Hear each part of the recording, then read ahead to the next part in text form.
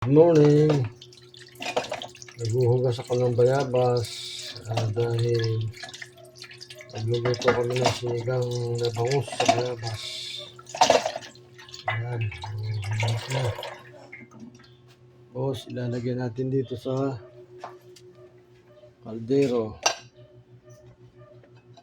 Ayan. May kaldero dito. Papakulo niya, papalambutin. Ayan. Wala.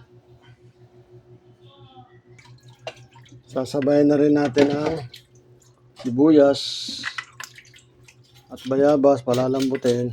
Ayan. Standby lang tayo. Ayan na, palalambutin na natin.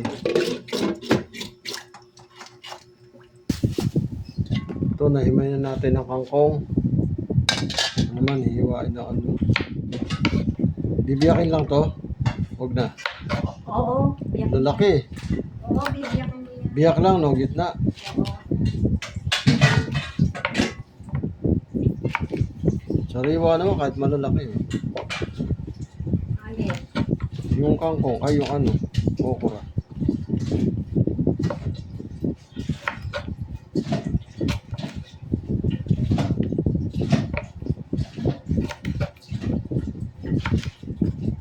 Ayan, tapos may sili. Yung kangkong, ay talong, pa-slice na lang. Oo, pa-slice. Ano to, hiwalay pa itong sasalang? Hindi, pag mamaya, ako yan. Ugasan mo. Slice na pa gano'n na lang. Oo, pag ganyan. Ganda rin yung talong. Wala si Lotlot tinda. Wala. Wala, ano? Standby lang tayo. Hanguin na po natin siya dahil siya ang bayabas ay malambot na. Hahanguin mo ng konti tapos dudurugin tsaka ibabalik.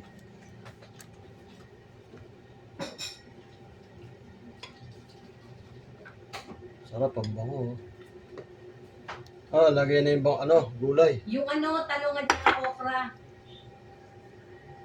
Nahugasan na ba to? Nahugas na yan. Tsaka babalik yung bayabas. Lagay mo na yung talong. At okra. Yung sili mamaya na. Yung isda huli nilalagay sa sinigang para hindi madurog.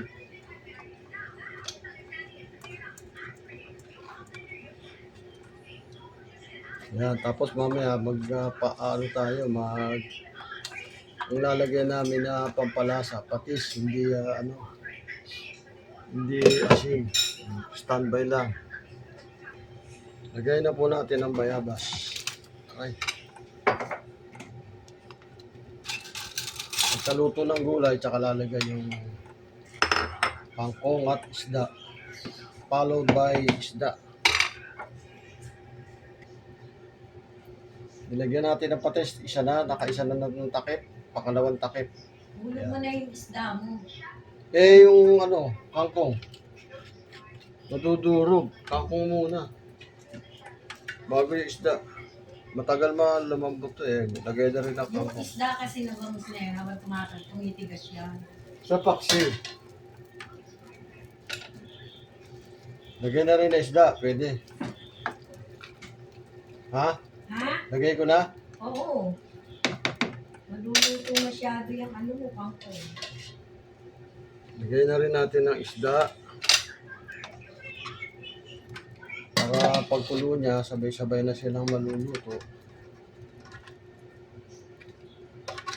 Ganyan lang kadali magluto ng isda ng sinigang. Pinakamadaling lutuin, sinigang. Laga lang. Iba ka, nilalaga na lang. Lagyan ng konting wala ng gulay. Sobrang mahal ng gulay. Laga lang yung isda, lagyan ng pampalasa, okay na. Ngayon, kung meron kayong pambili ng sahog, yan, lagyan nyo konti sahog. Standby lang tayo. Pag kumulo yan, checkin natin yung gulay kung malambot. Presto, tapos na ang ulam. Yan, luto na ang aming sinigang. Lalagyan na lang itong sili.